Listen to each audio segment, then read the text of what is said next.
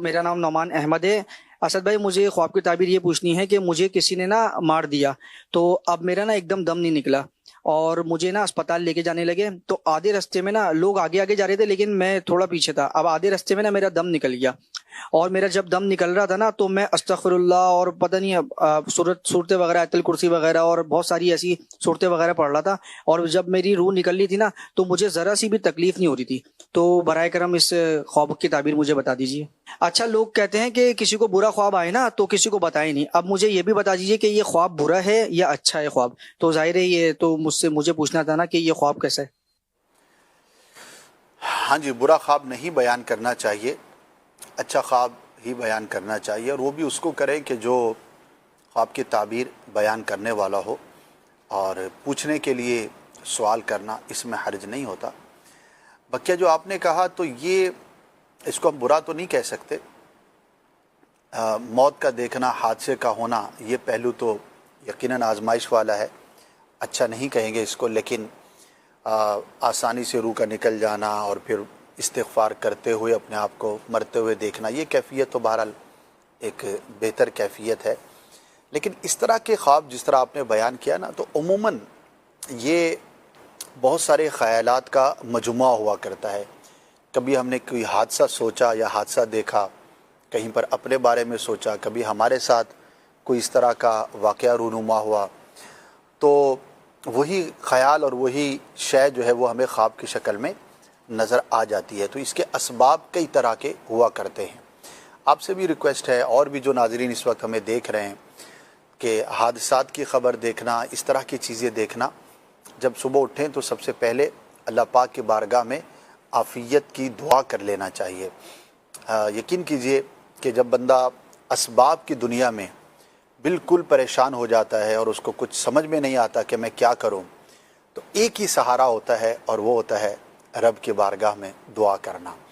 کیونکہ ہمارا ایمان ہے اور ہمارا عقیدہ ہے کہ اللہ پاک اسباب کا محتاج نہیں، وہ خود مسبب الاسباب ہے، اسباب کو پیدا فرمانے والا ہے۔ دنیا میں، کائنات کے اندر جتنی بھی چیزوں کے اندر جو بھی ایفیکٹ ہے، جو بھی اس کا اثر ہے، وہ سب اللہ پاک کی قدرت سے ہے۔ اگر وہ چاہے تو یہ ظاہر ہو، اور اگر وہ نہ چاہے تو ظاہر نہ ہو۔ مثال کے طور پر مشہور واقعہ ہے، حضرت ابراہیم خلیل اللہ علی نبینا و علیہ الصلاۃ والسلام کو آگ میں نمرود نے ڈالا تھا۔ اب آگ کا کام اسباب کے اعتبار سے کیا ہے؟ جلانا ہے، اور آگ بھی اتنی بڑی کہ جب وہ آگ بھڑکائی گئی تو وہ اتنی بڑی آگ بھڑک گئی تھی کہ آگ بھڑکانے والے خود پریشان ہو گئے کہ اب ابراہیم علیہ الصلاۃ والسلام کو اس کے اندر ڈالا کیسے جائے، کہ اتنی تپش تھی اس کی کہ بہت دور سے اگر اس آگ کے اوپر سے کوئی پرندہ گزرنے لگتا تو اس کی تپش کی وجہ سے جل کر اس کے اندر گر جاتا۔ تو اتنی بڑی آگ، اب اس کے اندر بظاہر دیکھا جائے تو ایک فرد کو اگر ڈالا جائے تو اس کو جلنے میں، ختم ہونے میں کتنا وقت لگے گا، لیکن اس آگ میں جو جلانے کی تاثیر ہے یہ اللہ کے حکم سے ہے۔